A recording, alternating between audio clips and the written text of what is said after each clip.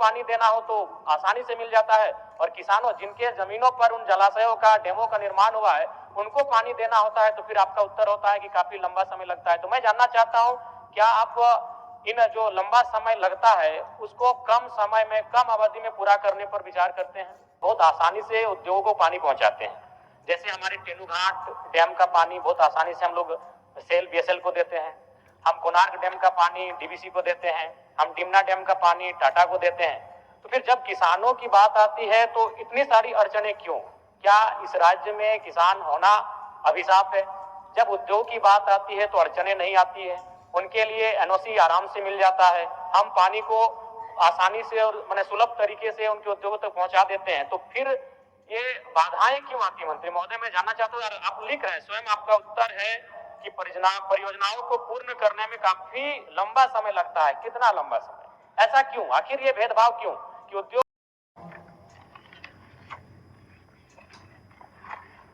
धन्यवाद अध्यक्ष महोदय।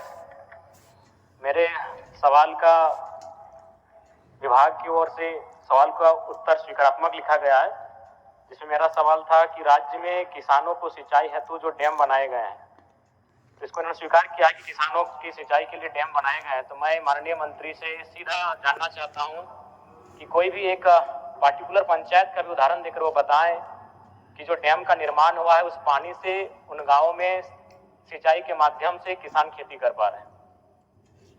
माननीय मंत्री जी, एक पंचायत का नहीं, आपको हम लिस्ट भेज देता हूं।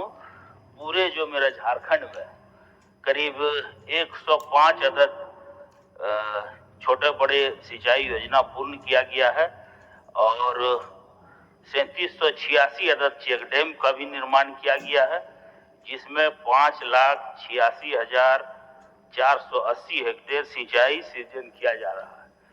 तो अगर आप एक क्यों, यहाँ तो मेरे पास पूरा लिस्ट है, आपको मैं टोटल लिस्ट भेज देता हूँ।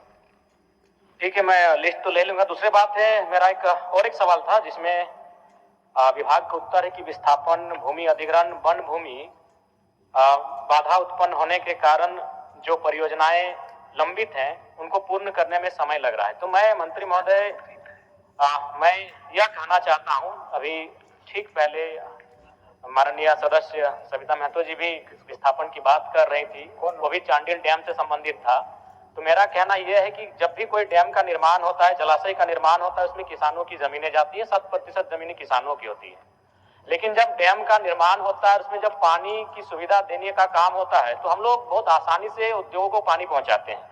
जैसे हमारे तेनुघाट डैम का पानी बहुत आसानी से हम लोग सेल बीएसएल को देते हैं, हम कोणार्क डैम का पानी डीवीसी को देते हैं, हम डिमना डैम का पानी टाटा को देते हैं। तो फिर जब किसानों की बात आती है तो इतनी सारी अड़चने क्यों? क्या इस राज्य में किसान होना अभिशाप है?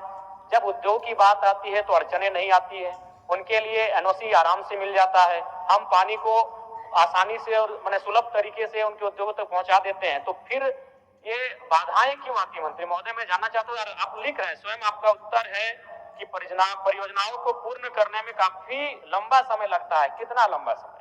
ऐसा क्यों? आखिर ये भेदभाव क्यों कि उद्योग को पानी देना हो तो आसानी से मिल जाता है, और किसानों जिनके जमीनों पर उन जलाशयों का, डैमों का निर्माण हुआ है, उनको पानी देना होता है तो फिर आपका उत्तर होता है कि काफी लंबा समय लगता है। तो मैं जानना चाहता हूं, क्या आप इन जो लंबा समय लगता है उसको कम समय में, कम अवधि में पूरा करने पर विचार करते हैं? माननीय मंत्री जी। अध्यक्ष महोदय, पहले नहर के लिए हम लोग को बहुत जमीन लेना पड़ता था, जिसमें दिक्कत था। अब हम लोग यूजीपीएल सिस्टम से काम कर रहे हैं। पीटाण में एक बड़ी योजना, झारखंड का पहली योजना है, जिसमें 120 गांव, 20 तालाब में हम लोग पानी स्टोर करेंगे। और जहां तक सिंचाई के लिए उपलब्ध अभी जो हम लोग 2029-30 तक का जो लक्ष्य रखा है, हम लोग रखे हैं, जो शेष योजना है उसको पूर्ण करने के लिए, जिसमें 4,43,840 हेक्टेयर का सिंचाई हम लोग करेंगे। और कहीं कहीं कुछ बाधाएं हैं, उस बाधाएं को दूर करने के लिए हम लोग यूजीपीएल सिस्टम ला रहे हैं, जिससे हम लोग को किसान का जमीन लेने नहीं पड़ेगा। अंडरग्राउंड पाइपलाइन से हम लोग पानी किसान के खेत में पहुंचाने के काम करेंगे और उम्मीद है कि उनके भी क्षेत्र में जो काम चल रहे हैं वहां भी हम लोग सिंचाई के लिए खेत में पानी देंगे। 2029-30 मंत्री महोदय जी मैं आशा करता हूँ बिल्कुल मेरे क्षेत्र को नहीं, सबसे ज्यादा लाभ आपके क्षेत्र को है मंत्री महोदय। पुनासी जलाशय परियोजना जो देवघर को लाभ मिलेगा, अजय बराज परियोजना से देवघर जामताड़ा को लाभ मिलेगा और गुमानी बराज परियोजना से पाकुड़ और साहेबगंज को लाभ मिलेगा। तो संथाल परगना विशेषकर लाभान्वित होगा। तो मैं मंत्री महोदय से बिल्कुल आशा रखता हूं कि 2029-30 नहीं, आप कोशिश कीजिए थोड़ा सा और 1-2 साल पहले ही हम लोग 27-28 में अगर कर लें तो और बेहतर होगा। चलिए धन्यवाद। ठीक, मान्य सदस्य श्री राज सिन्हा जी, इसमें भी अधिकृत है क्या? आप अधिकृत हैं इसमें? चलिए, मान्य सदस्य श्री हेमलाल मुर्मू जी।